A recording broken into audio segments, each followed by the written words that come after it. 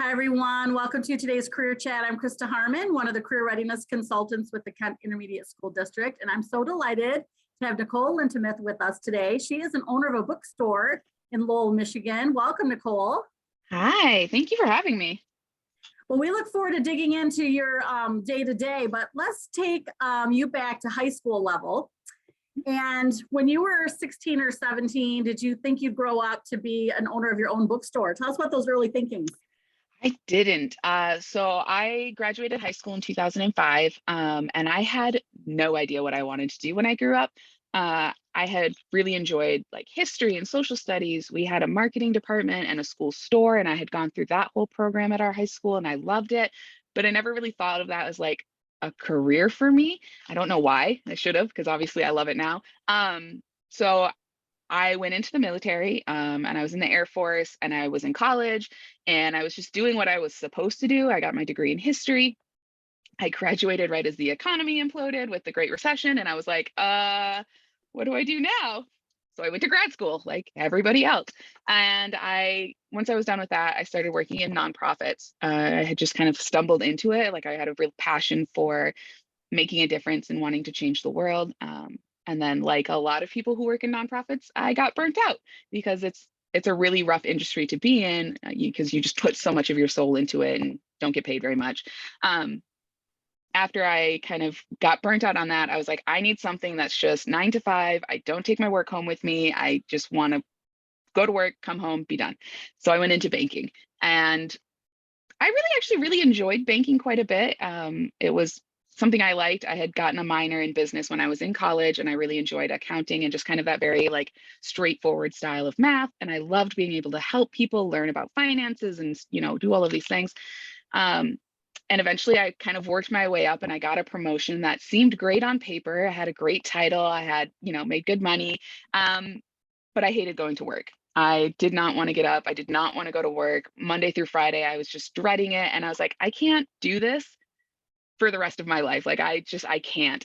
And just while I was at work, I would just kind of start doodling out these ideas of a business plan. And I kind of wrote all these ideas out, what I wanted to do, what it would look like, came up with this idea. And I shared it with my partner and with my best friends. And they were supposed to tell me, this is cool, but how about you go get another job that you really like at a different place? Like you can leave this job and go find another one in banking because you do really well at this and you make good money. Like, let's do that. Instead, they said, this is amazing. You need to do that. Go do it. Like, make it happen. And I was not expecting that at all. So I spent about 9 months planning to open the store and just getting involved in the community of indie bookstores, which is a really amazing industry. Like everybody who owns an indie bookstore in general is so happy to share their knowledge with people. And like, literally, they're just like, whatever you want to know, I'll tell you, like, show up, like, I'll help you in any way. It's such an amazing community. And yeah, so that's how I kind of stumbled into what I do. And I love it. Well, that's just so inspirational to hear that you found your way through your career path. And there's so many things I want to dig in and ask you about for sure. Yeah. Now that you're a bookstore owner, I would like to take you back to the high school years. And looking back now, what were some clues that you might, if you look back now with these older, in your 30-something eyes, that maybe some of those clues were there? What should young people be looking at? Some of their natural interests? What do you think? I loved, like I said, we had a school store. And so we had a whole program where you started like, the first one was just like general how to run a store. The next one was like management. And then there was a whole marketing class. And I loved it. I did, I don't know if it's still a thing. DECA, is that still a thing? Yeah. I was in DECA. I went to state 3 years in a row. Thank you very much. And I loved it. I loved it so much. I loved thinking about all of the different stuff that goes into a business. I loved the idea of marketing and being creative. And at the time, I didn't know it. I have ADHD, so I was undiagnosed all through until I like the last year. And what I loved so much about it was just there was so many different things that I could do. Like it was just never anything was the same, and that was so appealing to me. And I didn't realize why at the time, and now I understand that better. So yeah, like it's one of those things where I just kind of laugh now. It's like, why didn't you think of this then? Like you spent your whole high school career doing this and being really good at it, and then it just never even occurred to me as a career path. Yeah, it's such an encouragement to young people to really look at what you enjoy now and see what clues are in there. And it doesn't mean that Yes. everything you enjoy now will be your career, but golly, try to Mhm. glean anything you can. So I love that. So DECA Mhm. really gave you some of that early entrepreneurial training and It like did. that business work. That's great. So when you went off to college, you said that you had a history major. So tell us what Mhm. was going on because you like to read and just like Yeah. So stories. I love reading. I'm a giant nerd. I've always been really interested in history, and I was like, every it was very much a time where like you go to college, doesn't matter whether you want a career that needs college, you go to college, that's what you do. And there was not really an option other than that. And so I went to college and I was like, well, I don't know what I want to do, but I like history, so I guess I'll get a degree in this. And so it was just kind of something that I was like, I enjoyed. I thought maybe I'd want to be like a professor or work in a museum. Just kind of like really didn't know. I was just really kind of like searching for something, and I was like, well, I guess this will do. And then by the time I got to my senior year of college, I was finally working on my minor, which was my business minor, and I was like, oh my gosh, I really like this, but I'm one semester away from graduating. I can't change it now. Like I'm not. And so it's just kind of one of those things.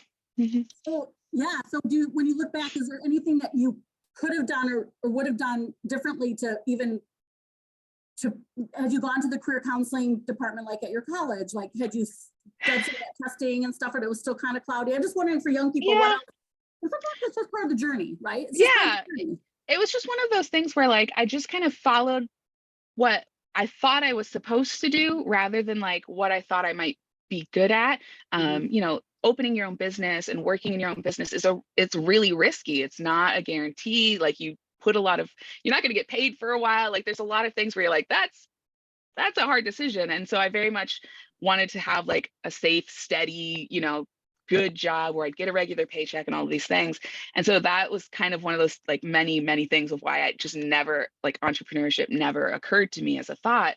And so I just kind of did what I was supposed to. And then it was too late to get off the train. So I just kept going.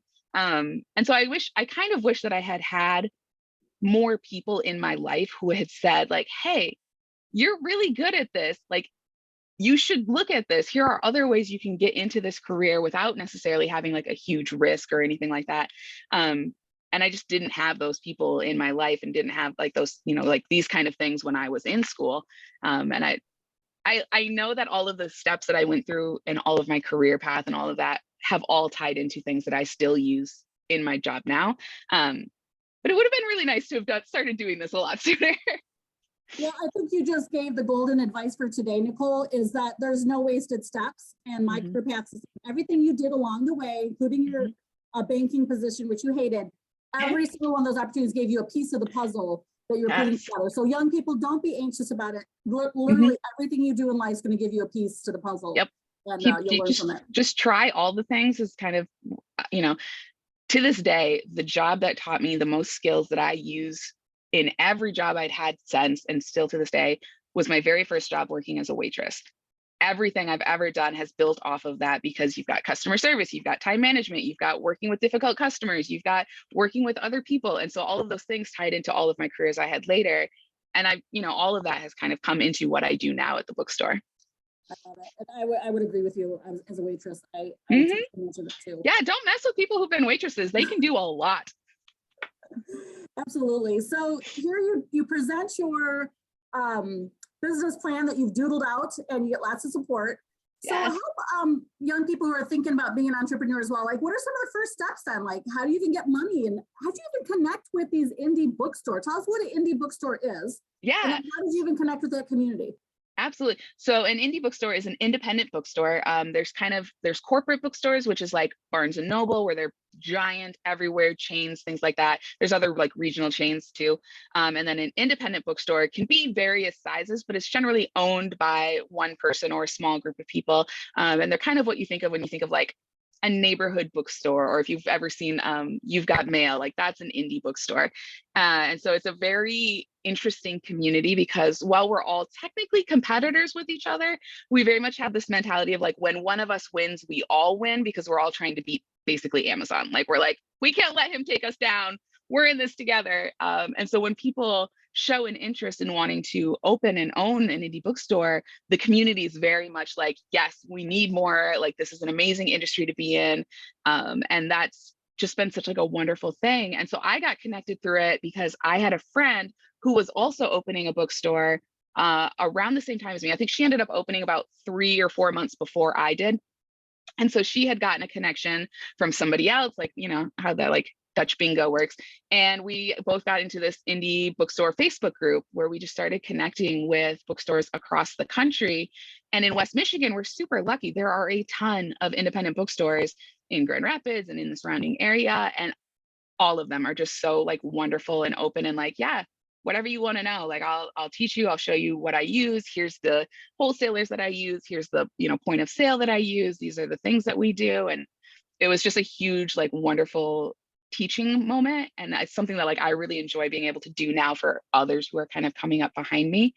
And then the other aspect is that we have a ton of really great they're called incubators. So there's like Grow, there's Start Garden, there's like all of these things in Grand Rapids that are designed to help people write a business plan, get connected with funding, learn more about what it takes to open a business. And so I just started taking as many classes as I could with those. And it was so like, it helped me think of things that hadn't occurred to me. And so yeah, I'm just so thankful because that is not a thing that a lot of communities necessarily have. And it made all the difference. I love that you share those resources and the fact that the indie bookstore where your network. I do want to just spell that out. So Grow is Grand Rapids Opportunities for Women, and Yep. then Start Garden. For those of you that are on the call, Start Garden. I think it's startgarden.org. Also, yes, both are very much there to help young entrepreneurs or whatever age. Yes. All the basic knowledge of how to run a business. So yes, if this is what you're thinking about and you haven't heard about those resources, check into it.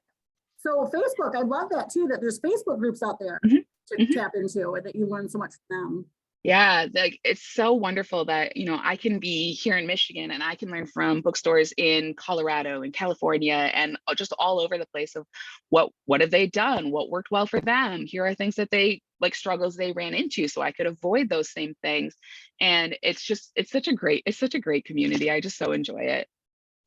Yeah, and point of sale, that means kind of like your cash register stuff, right? Yep. So we have a point of sale where we take like credit card payments and, you know, we process those. So I get, you know, money, which is good. And then we also have a point of sale that's a book specific one. So when I get a new book in, I scan it, it pulls up all the data for me, and then I can put what the price is.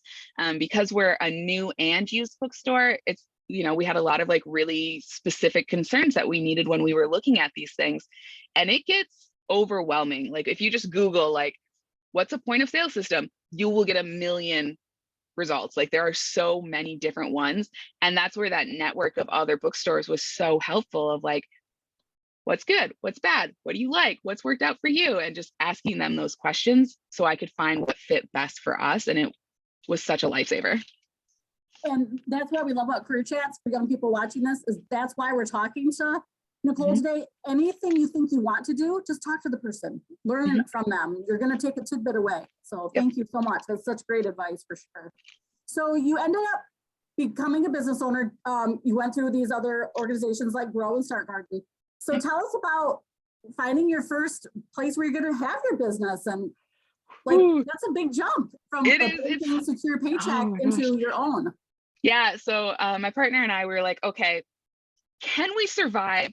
When you open a business, you kind of anticipate that the first 3 to 5 years, you're probably not going to have a steady paycheck. Like you're going to probably reinvest everything you make back into the business. So like, could we survive on one income? Like, is that a thing we could do? So we spent the 9 months that I was planning on opening the business, basically just setting aside the money that I was making. And I was using that to fund the bookstore. I self-funded, which is where I paid for a lot of my equipment, my inventory, my everything supplies with my paycheck that I was getting from my day job. And we figured out like, okay, like we might have to eat a little bit more ramen than we've been used to for a while, but like we'll be fine if we just live off of his paycheck. And so then it was a matter of finding a location, which is it's so overwhelming. There's so many options. Like you have to think about what kind of neighborhood do I want to be in? is there parking there? Are people going to want to like walk by my store and come in, or are they going to drive to me specifically to come see me? Like, where is a lot of foot traffic? Are there other businesses that kind of pair well with mine nearby? And so you factor all of these things in, and then you add in budget, because of course, like the spaces that you love the most are way outside of what you can afford. And you kind of like narrow down the list from there. And I wasn't really set on any particular location. I assumed that I would open in Grand Rapids because that, you know, it's like, oh, you know, Grand Rapids, lots of people, lots of traffic. Real estate in Grand Rapids is really expensive. And as I was looking, a couple of spaces here in town in Lowell, which is where we live, opened up. And I was like, this is a town that just looks like a Hallmark movie. Like, why is there not a bookstore here? Like, you were like, that's a requirement of a Hallmark movie, is a bookstore downtown. So I found a space that I thought would work well. They were in the process of like rehabbing it, and they kept saying like it'll be ready in September, and then it was October, and then it was November, and then December, and I was like, I need to get out of this job, please, dear goodness, let me get out of this job. So they had like a temporary space in the back, and they were like, well, if you want to use this until your space is ready, like, you know, at least you can get started. And I was like, yes, thank you, please. So I left my job December 26, 2019. And we were set to open the bookstore January 2nd, 2020. Got all of the bookshelves made, got all of the inventory in, got everything all set up. We opened.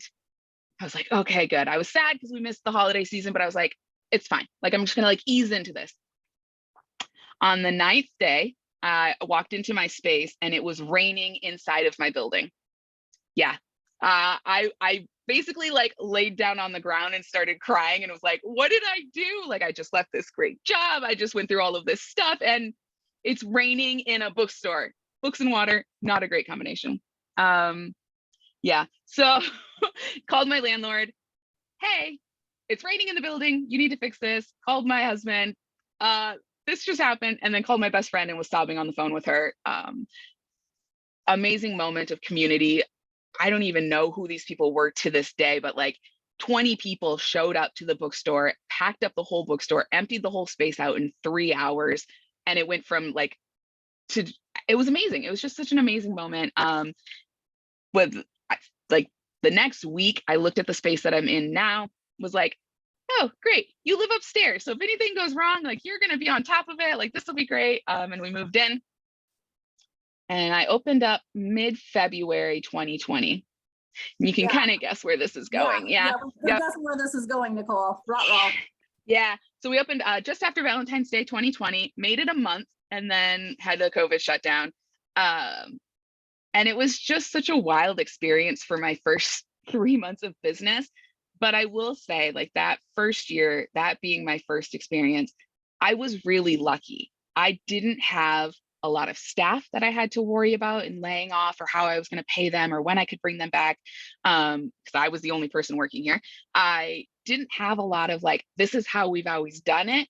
So it was very easy for me to adapt and to try new things and be like, let's just throw everything at the wall and see what works. And so that was really very lucky for me, because at that same time, there were a lot of entrepreneurs and business owners who were like, I'm just done. Like, I don't want to do this anymore. This was the straw. I'm done. And so they retired, or they got out of the business because they were just like, nope, no. And I don't blame them. Like, it was not fun dealing with all of that. But what has been nice is that there's a whole generation of us bookstore owners who started all around this same time within the last couple of years. And we've brought a lot of new energy to the industry, and it's really revitalizing. And it's really exciting to be in this industry, in the book industry right now as an indie bookstore. But yeah, it was not a great first year. No, but I think it's great for young people to be hearing that part of your story, because when you're the business owner, you have all these other responsibilities, right? It's not just about reading books and recommending books to your customers and all the flowers and you know, butterflies part of it. And so I often look around for the adult in charge, and then I realize that it's me, and I go, oh my gosh, okay, here we go. Yeah. So why don't you share what your favorite part is then about your job, and the part that maybe is not so much your favorite? I love that every day is different. You know, like I said, I have ADHD. It's so nice for me that like I can just follow my hyperfixations where they take me. I can be like, I want to make displays today, and that's what I get to do. And or it's like, okay, I want to, look for the next quarter's inventory, and that's what I do. So I really, really love that. Alternately, I also really, really hate that because as the boss, I have a lot of responsibilities that I'm the only person who can do that. I do have staff now who can do a lot of like the day-to-day stuff, but there are certain things that only I can do. And with ADHD, sometimes it's hard to make yourself do those things. When I worked in a corporate job, there was a lot more structure, which made it a lot easier for me to adapt and use like the tools and coping mechanisms that people who have ADHD have. Being the flexibility and the freedom of my job can sometimes be hard for me to be like, you need to do this thing that you don't want to do, but you need to do it. So that can always be interesting. And then I just love that I can follow my passions, and my store is just really an extension of who I am. So it's an incredibly personal experience of my store, that everything in this store is picked by me. It's really much my values and my mission, and we're just a very mission driven indie bookstore. And so it's just really cool to get to lean into that and to be my authentic true self, because when you work for somebody else, you have to follow their rules and you're representing their business and you have to, reflect that. So now that I'm the boss, I can just do whatever I want, and that's really cool. Yeah, and I think that's the draw for a lot of young people who are thinking about entrepreneurship, is that freedom, like you say, and that lack of structure. Mm-hmm. But again, there's a flip side. So that's Yes. important. Like, young people hear that to kind of self-assess. Like, Yes. what do I do with that? Or do I need to have a business partner that does all the structured stuff? That is so key. My very first employee, Shelby, she is the absolute opposite of me. She is a very organized, structured, logical thinker. She very much does things in an order. Her official title here at the store is the Chaos Wrangler, and I'm the Chaos Goblin. Like, we pair very well together. I'm a big ideas person. She's a, task-oriented person, and it just pairs really, really well. And that's just a huge thing when you're a boss and when you own your own business, when you're looking to hire people. Don't hire people who think and act just like you. Find the people who are different to kind of fill your gaps. And it's so helpful. I think that's such good advice, to have people of different strengths and talents to make your business, Yep. go. Sometimes the schools talk about soft skills or life skills, things like teamwork and collaboration, communication. What would you like to say that you would like young people to know about the professional world and some of those things that you learned in high school or college that really are true, that you need to learn those things? Yeah. Time management is huge. There's so many things where I have to, hit deadlines, or I have to pay these bills by this day, or I have to do these things, and being able to keep track of those is not a skill that I'm naturally good at. It's something I have to do a lot of work for. And then collaboration is huge, especially with small businesses, indie businesses. It's hard for us. We don't have the supply chain stuff. We don't have the ability to buy a whole warehouse full of things. We're dealing with a lot smaller margins, which is how much money you make off of each item. So if you have the ability to work with the neighborhood businesses around you to draw people in together, introduce your audience to them, their audience to you, that is such a huge difference. It can really make the difference between succeeding or failing. And those are skills that you can't really learn. Like, you really just need to work on working with other people and thinking outside the box of like, how can a clothing store and a bookstore and a game store, like, some of our audiences overlap, but not all of them. So what ways can we work together to draw people in and things like that? So that has been really huge for me, of just like creating those relationships and really having that kind of collaborative, when one wins, we all win kind of a mindset, because we're really all in this together.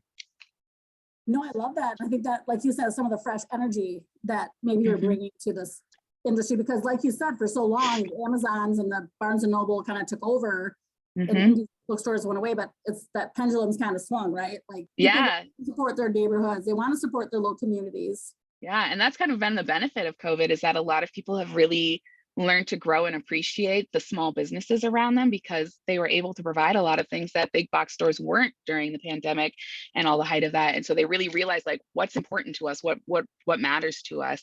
And especially, Gen X a bit, but millennials and younger are very passionate about supporting businesses who kind of meet or like are inside of like their values. Using our dollars to vote is a really big thing for us.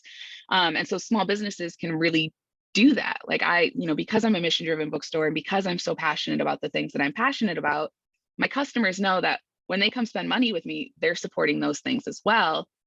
So am I losing some customers who don't like the things I like? Probably a few. Do I care? Not really, because I like being able to be like, this is my values. This is what's important to me. When you support me, you're supporting this. And my customers also really appreciate that. Yeah, that's fun to hear. Looking back again, when we're thinking about some of the high schoolers that are watching this, 16, 17 years old or so, what kind of things do you recommend that they do at this age? DECA being one of them potentially. Yes.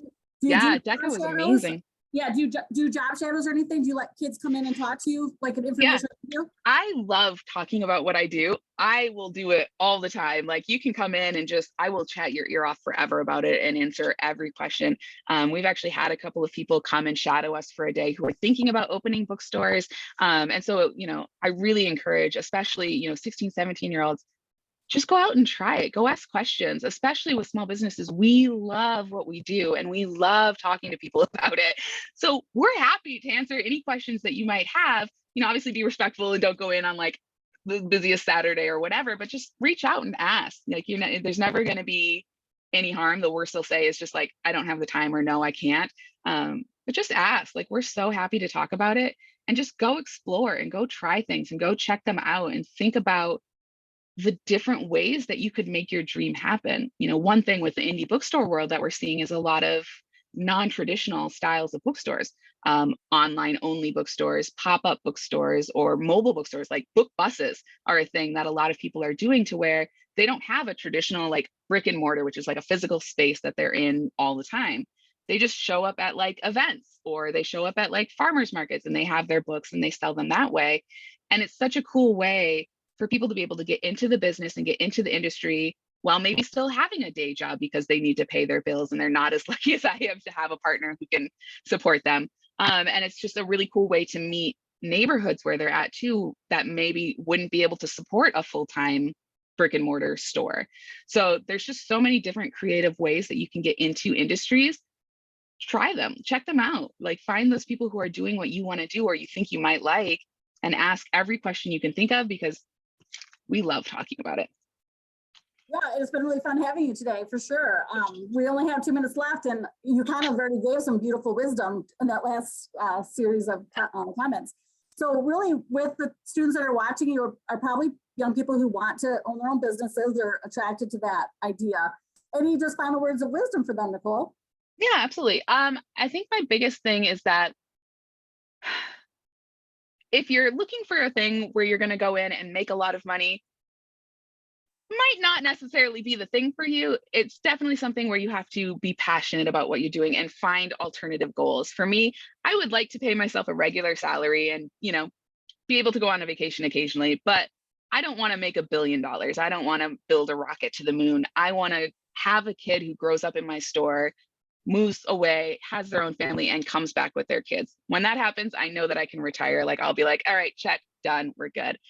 So just really figure out like what your drive is. Like, why do you want to do this? What is kind of pushing you to do it? And that will really help you to understand, will you be able to handle working all of the time, putting your whole soul and heart into it, doing all of these things, sacrificing everything that you have to sacrifice to be successful?